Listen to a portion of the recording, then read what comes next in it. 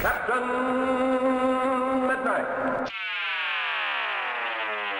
So, The Electric State released on Netflix recently, and it is, apparently, the most expensive film the company has ever made. Some sources have it at $300 million, Deadline was reporting like $320. It's a huge figure, and while it's probably a little distasteful to begin the discussion of a movie with its budget, I will admit that is what made me give an otherwise generic-seeming film a look for a video. Because Netflix, the most successful streaming service, giving its biggest budget ever to this, tells us a lot about where the industry is right now. And what it says is, well, not great. Before I get into it, thank you to everyone who subscribed after my last two videos. I know my Disney Plus show discussions tend to have a bit of a smaller audience, but I really enjoyed them and I hope you did too. And if you haven't subscribed yet, now might just be the time. But now, let's talk about this one.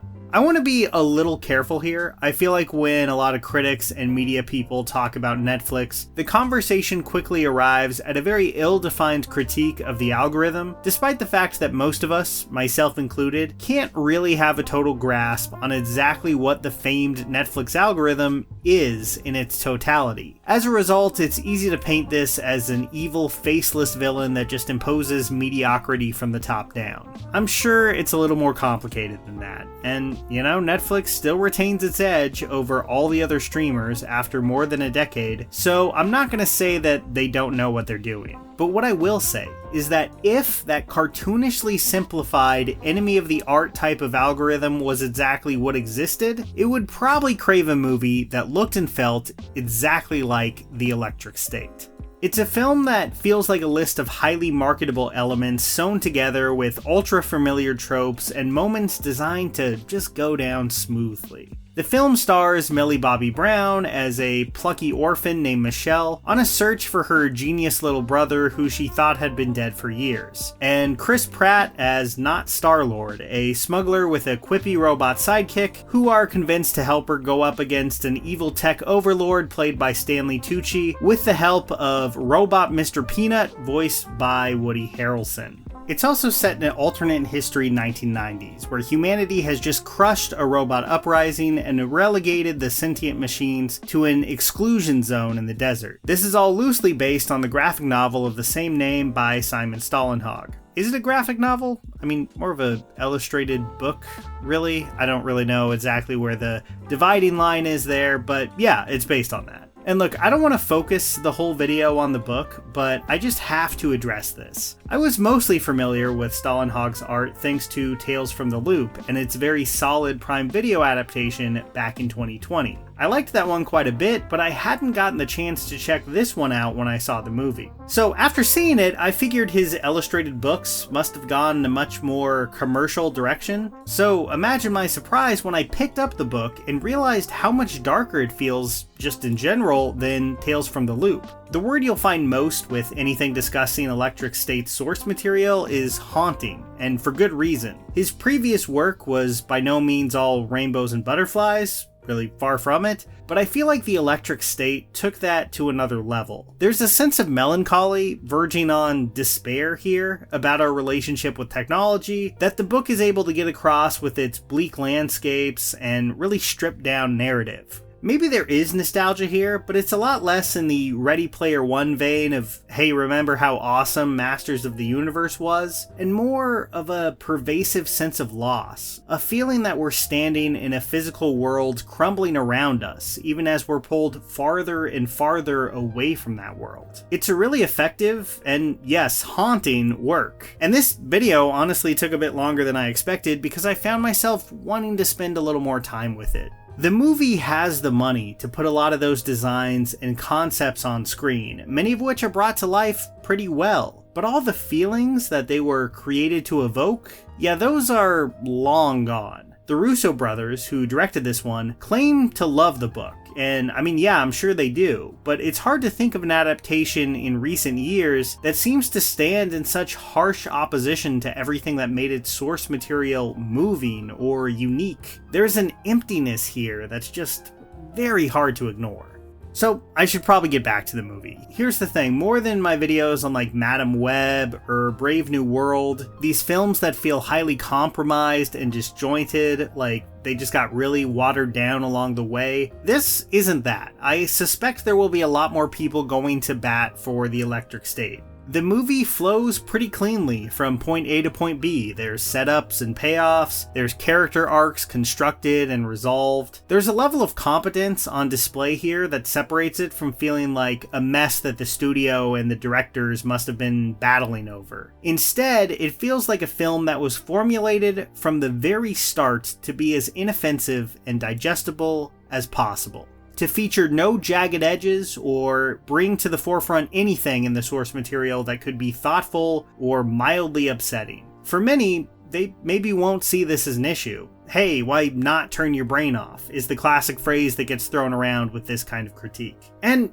you know, I get it. I really enjoyed the 2003 Talking Dog movie Good Boy as a kid, despite it not being very good, and I'm sure many kids will enjoy this. The difference though, and you know, not to be too on the nose about this, is that the Electric State is based around source material that in so many ways is about the dangers of turning your brain off, taken to its extreme but logical conclusion. About a world filled with easily accessible surface pleasures, but largely stripped of its humanity. And there's also the fact that, you know, like Good Boy wasn't the most expensive movie MGM ever made, and completely emblematic of what's being valued in filmmaking right now. When I pressed play on the Electric State, I was greeted with a message saying that the film was brought to me by Planters, next to their mascot, Mr. Peanut, who appears as a character in the film as a righteous freedom fighter, actually. Now, I have seen more than my fair share of product placement in TV and movies. I understand these things are going to happen. But to directly base one of your main characters off a corporate mascot in the most expensive movie your company has ever produced,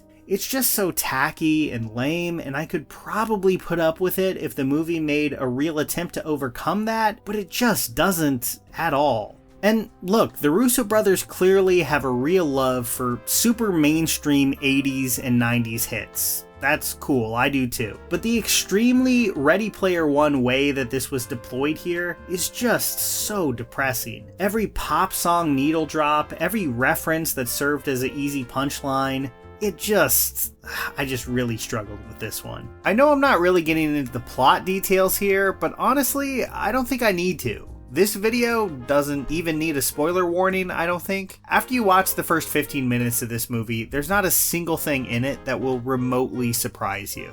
Pratt is fine. He's playing the exact kind of Star-Lord role you'd expect from him here, but without almost any of the clever material.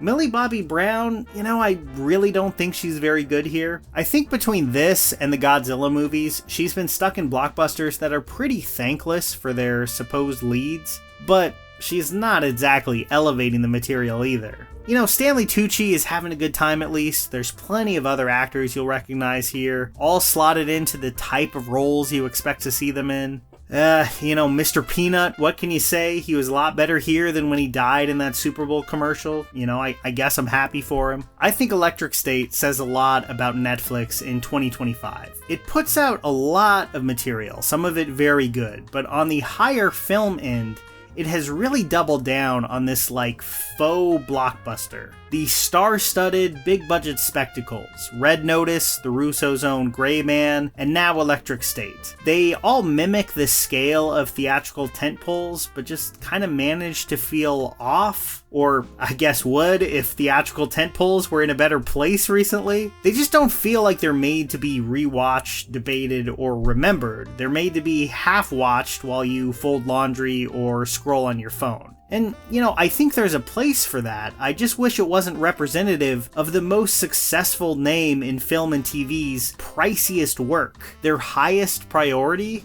In that context, I just think it's a little tough to stomach. What's a lot more interesting to me than the movie itself is the question of if this will actually work. Like, if this truly is the algorithm promised land, a cast of A-listers placed into familiar roles that echo characters and performances audiences have already embraced them in. Story beats and emotional moments that have worked well in other blockbusters over the years. Some appealing robot designs. Like, are they right? Maybe this is what people want. Maybe spending $320 million on this isn't crazy after all. I don't know. But I don't think this is a good plan in the long run. I don't think this is a recipe to create new work that resonates with people the same way that the films it's riffing on did. But maybe it is. Maybe the mysterious Netflix algorithm really does understand what people want in a way I never can. I guess we'll see. At least the film brought my attention to the source material, and that's not nothing.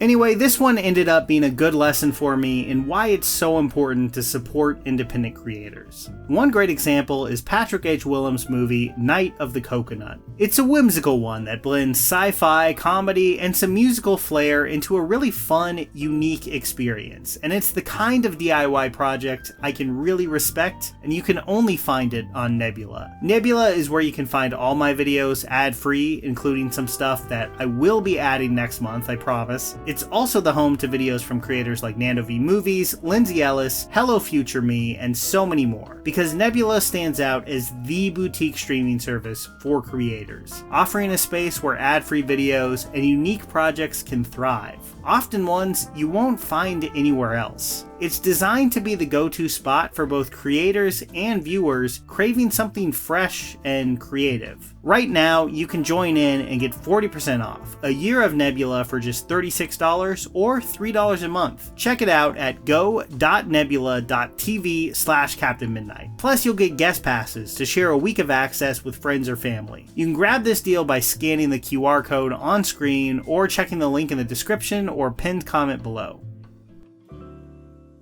Here's a special tip for the fellas and girls who have not already joined Captain Midnight's new 1940 Flight Patrol.